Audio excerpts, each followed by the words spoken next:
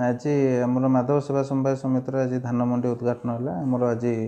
आमर सभापति श्रीकांत खुंटिया से आज आमर मंडी उद्घाटन कले। तापर आमर आज 22 जन चाषी भाई धान क्रय कर धार्य कर 650 क्विंटाल धान आज क्रय कर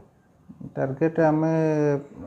गत वर्ष आमर 18,000 क्विंटाल धान क्रय करूँ। ए वर्ष आमर योजना रही से 18-19,000 क्विंटाल भाया धान क्रय कर चाषी मानक सब सुविधा रही जो मैंने आसुँच आम से जहाँ सरकार तरफ दि जाऊँगी विभिन्न प्रकार सारंजम धान क्रय करने जहाँ भी सब पानी पानी विभिन्न व्यवस्था भी करा चाषी मैंने आसुँच सुरखुरे जमी असुविधा न हुए आम टोकन सिस्टम करदेचु सीरियल वाइज चाषी आसुँच धान क्रय कर जाऊँच बहुत समय आमर मंडी रे अपेक्षा करने पड़ूना चाषी को से क्रमान्वय आसुँच समय आमर